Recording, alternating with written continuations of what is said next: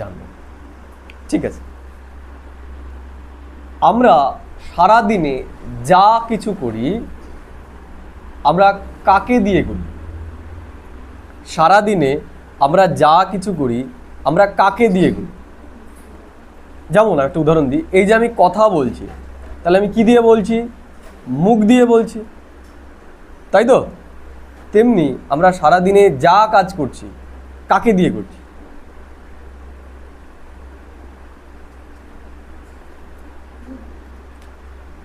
বুদ্ধি দিয়ে করি? কি দিয়ে করি? হ্যাঁ,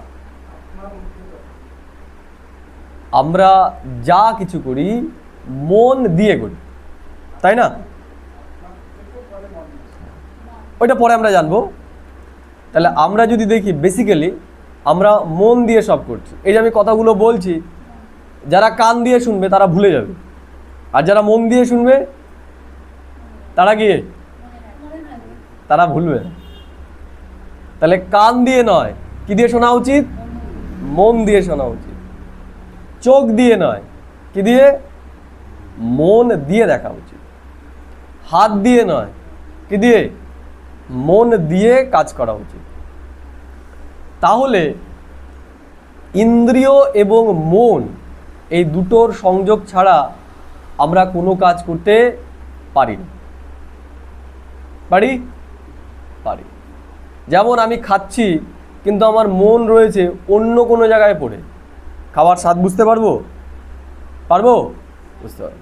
তাহলে খাবার যদি স্বাদটাও আমাকে বুঝতে হয়, আমাকে মন দিয়ে খেতে হয়। একজন দেখি না, বাচ্চারা কার্টুন দেখতে দেখতে ওদেরকে সব কিছু খাইয়ে দিচ্ছে, বুঝতেই পারছে না তেতো খেলো না মিষ্টি খেলো না কি খেলো, তাই তো নাকি? কারণ ওদের মন রয়েছে কোথায়? মোবাইল। বোঝা গেল কি বললাম? তাহলে আমরা যে যা কিছুই করছি সব কিছু করছি কাকে দিয়ে? মন দিয়ে। আমরা ভাবি তো আমি মুখ দিয়ে বলছি, আমরা মুখ দিয়ে বলি না, আমি মনে কিছু চিন্তা করছি, সেটাই আমার মুখ দিয়ে উচ্চারিত হচ্ছে। যেমন এই যে মাইক্রোফোনটা, এটাতে আমার কথাগুলো কি হচ্ছে? মোবাইলে রেকর্ড হচ্ছে। আমি যদি কিছু না বলি রেকর্ড হবে? হবে না। তাহলে এই স্পিকারটা একটা যন্ত্র মাত্র, কিন্তু বলছে কে? আমি বলছি। তেমনি এই মুখটা আমাদের যন্ত্র মাত্র, বলছে কে? মন বলছে এই মুখের দ্বারা, মন দেখছে এই চোখের দ্বারা। এই জন্য আমরা দেখব রাস্তায়, এই যে আমি আসলাম, আমার চোখ তো খোলাই ছিল, তাহলে অনেককে আমি দেখেছি, কিন্তু আমাকে যদি এখন একটা কেউ ফটো এনে দেয়, বলে যে একে দেখেছো রাস্তায় একটু আগে গেল, হয়তো সে আমার চোখের সামনে দিয়েই বেরিয়েছে, কিন্তু আমি বলবো না, একে তো আমি দেখিনি। কেন? কারণ আমার ফোকাস ছিল কোথায়? রাস্তার প্রতি, এবং চিন্তা চলছিল কখন এখানে এসে পৌঁছবো। আমি রাস্তায় যাদেরকে দেখেছি তাদেরকে আমি মন দিয়ে দেখিনি, আমি তাদেরকে চোখ দিয়ে দেখেছি। বোঝা গেল কি বললাম? তাহলে আমরা যা কিছু করছি মন দিয়ে করছি। তাহলে মনের সুস্থ থাকাটা, মনের রিফ্রেশ থাকাটা কতটা প্রয়োজন? কতটা প্রয়োজন? কতটা?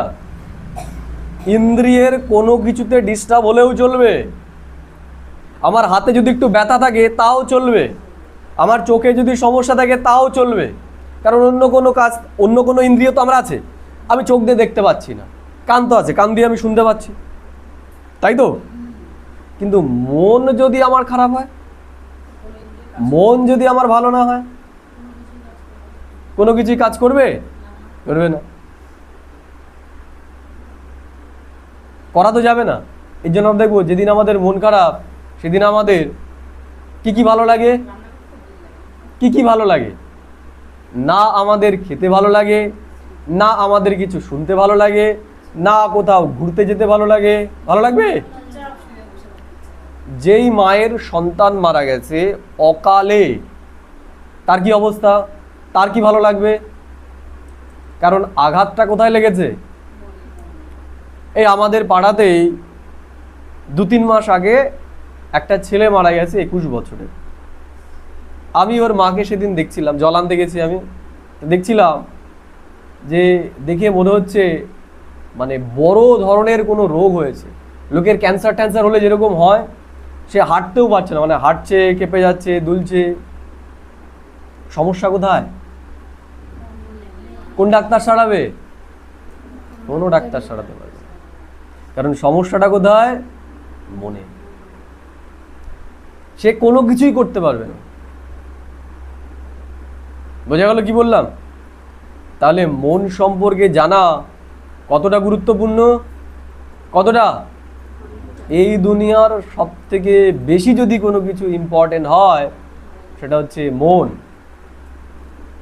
মন সম্পর্কে আমাদের জানতেই হবে। এর জন্য যার মন ভালো তার সব ভালো, আর যার মন ভালো না তার কিছুই ভালো না। যেমন তার খিদে আছে তার রুচি আছে, যার খিদেই নেই তার, যেমন যখন বয়স হয়ে যায় খিদে পায় না তো, হজম শক্তি কমে যায়, তখন ভালো লাগে কিছু খেতে? কিছুই খেতে ভালো লাগে না। তাহলে মন যদি আমাদের ভালো থাকে, আমাদের সব কিছুই ভালো লাগবে। কেউ যদি গালাগালিও দেয় না, ওই গালাগালির মধ্যেও দেখবো একটা মিষ্টত্ব রয়েছে। বোঝা গেল? গালাগালি আমাদের কাছে অমৃত মনে হবে। যেমন যার জিভে স্বাদ, তাকে যদি তেতোও দেওয়া হয় কি হবে? সেটাও তার সুস্বাদু লাগবে। তাহলে যার মন ভালো, তার গালাগালি এটাও কি লাগবে? ভালো লাগে। যেমন বন্ধু মহলে এক বন্ধু আরেক বন্ধুকে দেয় না গালাগাল, কারণ ওখানে মন ভালো রয়েছে, এর জন্য গালাগালটাও সে গালাগাল রূপে নেয়। তাহলে সব কিছু নির্ভর করছে কিসের ওপর? আমাদের মনের ওপর। তাহলে মন সম্পর্কে আমরা কি জানি? কি জানি আমরা মন সম্পর্কে? যারা আগে জ্ঞানটা শোনেনি তারা বলবে মন সম্পর্কে আমরা কি জানি? মন সম্পর্কে আমরা শূন্য জানি। কি জানি? শূন্য। আমি যদি প্রশ্ন করি মন কি, কি মন? আমি যদি বলি চোখ কি, বলা যাবে চোখ কি? চোখ কোথায় রয়েছে? চোখের কাজ কি? চোখের ভেতরে কি কি আছে? বলা যাবে? যাবে কি যাবে না? সবাই জানে চোখেই দেখতে পাচ্ছি আমরা, একটা গোল বলের মতো, তার ভেতরে সাদা অংশ রয়েছে, কালো অংশ রয়েছে। কালোটাকে আমরা মণি বলি, যেটার ভেতরে কর্নিয়া থাকে, যেটার ভেতরে রড কোষ এবং কোন কোষ থাকে, যেখানে কোন কোষের কাজ হচ্ছে কালার চেনা, রড কোষের কাজ হচ্ছে অন্ধকারের মধ্যেও দেখা, তাই তো? আমরা ডিটেলসে জানি। আমাদেরকে যদি বলা হয় চোখ সম্পর্কে, আমরা 10 পেজ লিখে দেব শুধু চোখের গঠন সম্পর্কে, চোখের ছবি এঁকে দেব, তাই তো? তাহলে শরীরের সমস্ত অর্গ্যানস সম্পর্কে আমাদের জ্ঞান আছে। মন সম্পর্কে যদি বলা হয়, কিছুই জানা নেই। তাহলে আমাদের জীবনটাও কি হবে? কিছুই হবে না। কিন্তু আমাদের মন সম্পর্কে যদি সম্পূর্ণ জ্ঞান থাকে, আমাদের জীবনটা অতি সুন্দর হয়ে যাবে। তাহলে আজকে কি সম্পর্কে আমরা জানবো? মন সম্পর্কে জানবো। ঠিক আছে? এবার একটা বিষয়, তাহলে মনকেও তো চালনা নিশ্চয়ই করছে। মনকে তো কেউ চালনা করছে। যেমন এই যে চোখকে আমি চালনা করছি, এদিকে চাইলে এদিকে বাঁকাতে পারছি, এদিকে বাঁকাতে পারছি, ওই সামনের দিকে তাকাচ্ছি, ওই ছাদের উপর তাকাচ্ছি, তাহলে কি কেউ একজন চালনা করছে এই চোখটাকে, তাই তো? তাহলে মনকেও কেউ চালনা করে নাকি মন নিজের ইচ্ছা অনুসারে চলে? মন নিজের ইচ্ছায় চলে।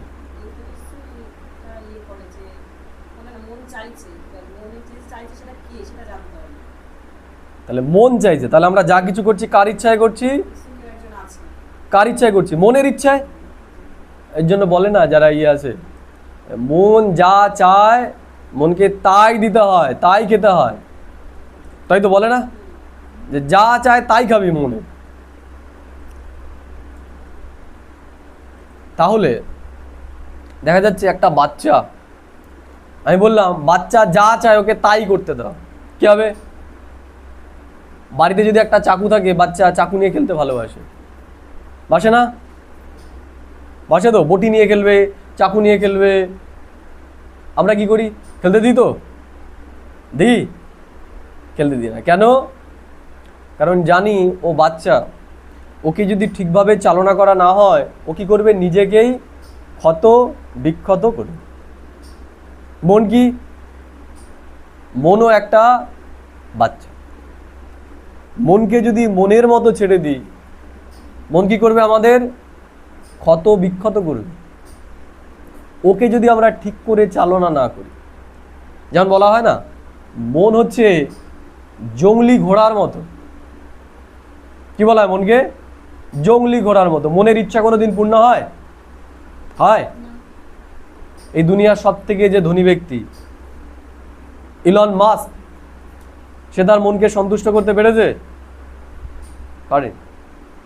পারবেও না।